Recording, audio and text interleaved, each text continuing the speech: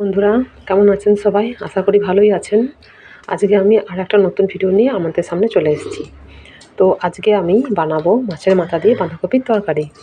তার জন্য আমি কী নিয়েছি সেটা আপনাদেরকে জানাচ্ছি। প্রথমে দেখুন আমি এই বাঁধাকপিটা কেটে নিয়ে জল ঝরিয়ে প্রথমে তরকারি করে ধুয়ে দিয়েছি। এটা আপনাদেরকে দেখাই। এই দেখুন, এটা আলু আর বাঁধাকপি আছে, এখানে আর কিছুই নেই গো। এখানে শুধু নিরামিষ মশলা দিয়ে বাঁধাকপিটা রান্না আছে। আদা বাটনা, জিরে বাটনা এবং কাঁচা লঙ্কা বাটনা দিয়ে আমি এই বাঁধাকপিটা নিরামিষভাবে রেঁধেছি। রেঁধে এখানে ধুয়ে দিয়েছি। এখানে কিন্তু কোনো পেঁয়াজ রসুন বা অন্য কোনো কিছু কিন্তু যোগ করি নাই, শুধুমাত্র ওটা দিয়েই রান্না আছে। তো এরপরে এই মাছের মাথা দিয়ে কীভাবে রাঁধি আপনারা দিতে থাকুন। তো চলুন আপনাদেরকে দেখাই আমি কী করে এরপরে মাছের মাথা দিয়ে রান্নাটা করি। তো দেখুন, এখানে আমি পেঁয়াজ কুচি এবং রসুন কুচি নিয়ে নিয়েছি। মানে পেঁয়াজ আর দেখুন রসুন কুচিগুলো একসঙ্গেই ধুয়ে দিয়েছি, কারণ আমি একসঙ্গেই তেলের মধ্যে দেবো বলে এটা আমি একসঙ্গেই কুচি করে ধুয়ে দিয়েছি, আলাদা করে ধুই নাই। খুব একটা বেশি রসুন কুচি নয়, ওই 3 ক মতন রসুন কুচি করে ধুয়ে দিয়েছি এবং আধখানা থেকে একটু কম পেঁয়াজ কুচি করে ধুয়েছি। আর এই দেখুন মাছের মাথা আমি ভেজে ভালো করে দুফালা করে ধুয়ে দিয়েছি। দুটো মাথাকেই আমি দুফালা করে কেটে ধুয়ে দিয়েছি। এরপরে দেখুন কড়াই দিয়েছি, কড়াইয়ে আমি তেল দিয়েছি এবং এই তেলের মধ্যে আমি তেলটাকে খুব ভালো করে গরম করে নিয়েছি এবং এর উপরে আমি রসুন পেঁয়াজ একসঙ্গে দিয়ে দেবো এবং অনেকক্ষণ নেড়ে নেবো। এটা আমি নাড়তেই থাকবো, যতক্ষণ পর্যন্ত লালচে লালচে ভাব হয়ে আসছে তখন পর্যন্ত এটা আমি নাড়তেই থাকবো।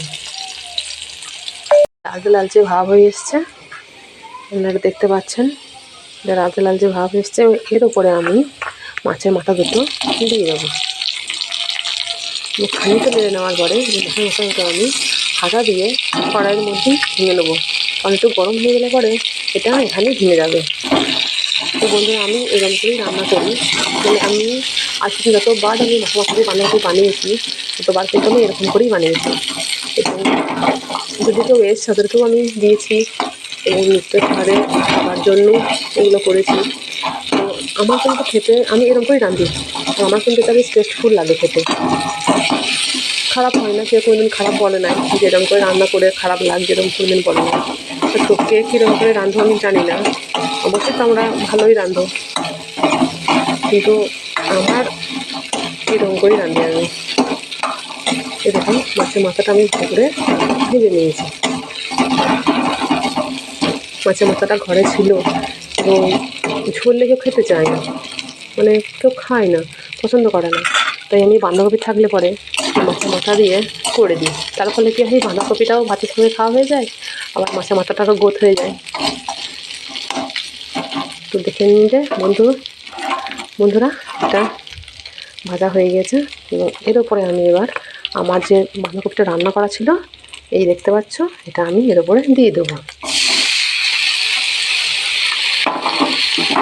এটা খানিকক্ষণ ধরে আমি নাড়তে থাকবো যতক্ষণ না পর্যন্ত মানে ভালো করে মাছের মাথা পেঁয়াজ মিক্সড হয়ে যায়, ততক্ষণ পর্যন্ত এটা আমি নাড়তেই থাকবো। আর বাঁধাকপিটা যখন আমি নিরামিষ রান্না করেছিলাম তখন কিন্তু আমার নুন, তারপরে হলুদ, টমেটো এগুলো আমি অ্যাড করে নিয়েছিলাম, তখন ওখানে দেওয়াই ছিল। তার ফলে এখন আমি নুন বা অন্য কোনো কিছু যোগ করবো না, খালি এটা খানিকক্ষণ ধরে আমি গ্যাসটাকে একটু বাড়িয়ে দিয়ে নাড়তে থাকবো, এরকম করে নাড়তেই থাকবো। তো খানিকক্ষণ নেড়ে নেওয়ার পর যখন দেখবো একটু বেশ রং ধরে এসছে, দেখতে সুন্দর লাগছে, বা দেখলাম ভালো করে মশলাটা মিক্সড হয়ে গিয়েছে, তখন আমি নামিয়ে নেব। তো বন্ধুরা এই হলো আমার আজকের রেসিপি, আমাদের সঙ্গে শেয়ার করলাম। তো এটা আমার একদম তৈরি এবং কড়াই ধুয়ে দিয়েছি এবং গ্যাসটাকেও আমি বন্ধ করে দিলাম এবং এটা তৈরি হয়ে গিয়েছে। তো বলো কেমন লাগলো আজকের ভিডিওটা, আশা করি তোমাদের ভালোই লাগবে। তো সকলেই ভালো থেকো, আজকে রাখি, আবার একটা ভিডিও নিয়ে আমাদের কাছে আসবো। বাই।